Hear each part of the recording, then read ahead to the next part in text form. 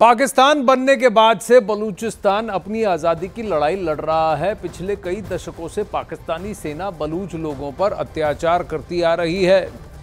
पाकिस्तान की आर्मी ने लाखों की संख्या में बलूचिस्तान की आज़ादी पसंद युवाओं को या तो मार दिया या फिर उन्हें गायब कर दिया है। पाकिस्तानी सेना के अत्याचार की वजह से हजारों की संख्या में यहाँ से लोग यूरोप और कनाडा में राजनयिक शरण लेने के लिए मजबूर हो गए हैं।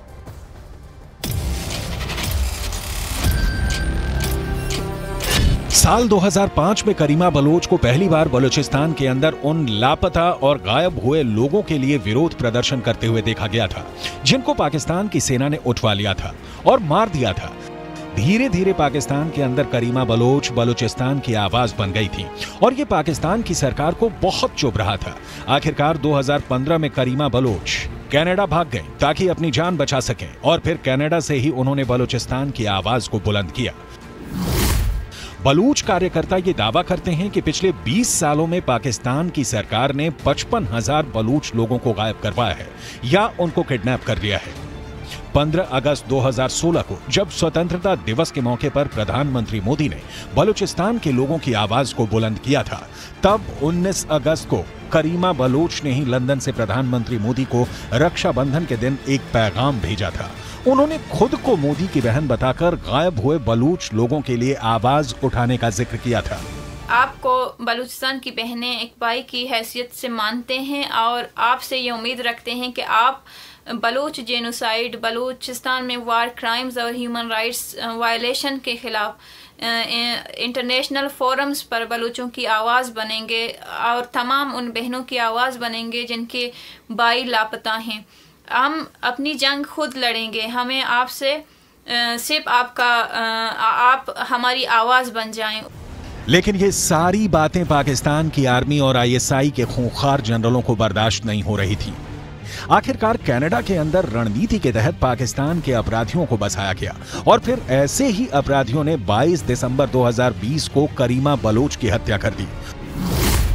टोरंटो के अंदर एक झील में करीमा बलोच की लाश मिली थी और 48 घंटों के अंदर ही टोरंटो पुलिस ने जांच पूरी करके कह दिया कि इस मौत में कुछ भी संदिग्ध नहीं है और तब कनाडा के प्रधानमंत्री जस्टिन ट्रूडो ही थे, जबकि करीमा बलोच को पहले भी जान से मारने की धमकियां दी गई थी। इसी नाइंसाफी पर बलूच ह्यूमन राइट्स काउंसिल ने कनाडा के प्रधानमंत्री जस्टिन ट्रूडो को चिट्ठी लिखकर घेरा है। इस संस्था ने लिखा है कि करीमा बलोच की असामयिक मौत जो संदेह में घिरी हुई थी, लेकिन टोरंटो पुलिस ने 48 घंटों के अंदर ही बहुत तेजी से यह निष्कर्ष ले लिया कि घटना संदिग्ध नहीं, सामान्य है। करीमा बलोच को आईएसआई से मिली गंभीर मौत की धमकियों के बारे में कनाडाई सरकार और टोरंटो पुलिस को अच्छी तरह से जानकारी होने के बावजूद भी ऐसा हुआ और इस पर चुप्पी बनाई रखी गई। आगे जस्टिन ट्रूडो की खालिस्तान तुष्टीकरण की नीति का पर्दाफाश करते हुए इस बलूच संस्था ने जस्टिन ट्रूडो पर भेदभाव का आरोप लगाते हुए चिट्ठी में यह लिखा कि करीमा बलोच की हत्या की जांच सिर्फ इसलिए ही ठीक से नहीं की गई क्योंकि बलूचों की जनसंख्या कनाडा में कम है और वोट बैंक की तरह चुनाव में असर डालने में सक्षम नहीं है। अब कनाडा में विपक्ष के नेता पियरे पोलिवरे ने भी ये साफ किया है कि इतनी बड़ी डेमोक्रेसी भारत पर इल्जाम लगाने से पहले जस्टिन ट्रूडो को पुख्ता सबूतों का इंतजाम कर लेना चाहिए था। 23 जून 1985 को एयर इंडिया की फ्लाइट नंबर 182 में ब्लास्ट हुआ था। इस विमान में बम फिट करने का काम बब्बर खालसा के आतंकियों ने किया था। भारतीय खुफिया एजेंसी रॉ ने इसकी जानकारी भी कनाडा की खुफिया एजेंसियों को दी थी और कनाडा की खुफिया एजेंसियों को भी इस ब्लास्ट से पहले ही जानकारी मिल गई थी, लेकिन इसके बावजूद भी कनाडा की खुफिया एजेंसियों ने इस बम ब्लास्ट को होने दिया। 20 सालों तक इस मामले की जांच चली और जांच में 13 करोड़ रुपए खर्च हुए। उसके बाद जब कनाडा की खुफिया एजेंसी के खिलाफ रिपोर्ट बनी तो कनाडा की खुफिया एजेंसी ने भी माफी मांगी थी। यह ब्लास्ट एयर इंडिया की फ्लाइट नंबर 182 में हुआ, जिसको एम्परर कनिष्क भी कहते थे। इस विमान में ब्लास्ट अटलांटिक महासागर के 9 किलोमीटर ऊपर हुआ था। आयरलैंड के समुद्री तटों पर बाद में हादसे के अवशेष मिले थे। हालात इतने दर्दनाक थे कि कुछ लोग ब्लास्ट से जिंदा बचकर समंदर में गिरे, लेकिन तैरना नहीं आने की वजह से वो डूबकर मारे गए। खैर, जिम्मेदारी दिखाने वाली कनाडा की खुफिया एजेंसी की लापरवाही इसके लिए जिम्मेदार थी और ये दुख की बात है कि कनाडा के वर्तमान प्रधानमंत्री जस्टिन ट्रूडो ने भी अपने देश के इतिहास से कुछ सबक नहीं लिया और सीधे गैर जिम्मेदारी वाला बयान जारी कर दिया। जस्टिस ट्रूडो के दोहरे मापदंड के सबूत एक नहीं कई हैं। जहां भारत पर आरोप लगा रहे हैं, वहीं चीनी मूल के कनाडाई नागरिक की कनाडा की धरती पर हुई हत्या पर चुप्पी साध रखी है। ऐसा माना जा रहा है कि चीन के नागरिक की हत्या चीन की कम्युनिस्ट पार्टी के इशारे पर की गई है।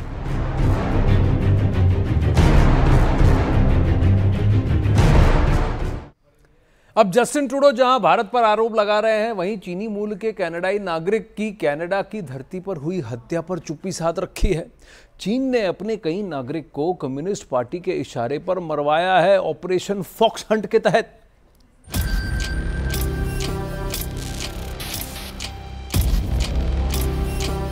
कनाडा की न्यूज वेबसाइट काउंटर सिग्नल की रिपोर्ट के मुताबिक हरदीप सिंह निज्जर के हत्याकांड की जांच जो एजेंसी कर रही है, वही एजेंसी चीनी मूल के कनाडाई नागरिक की जुलाई 2021 में हुई हत्या की जांच कर रही है। 2 साल बीत जाने के बाद कनाडा इस हत्याकांड का खुलासा नहीं कर पाया है।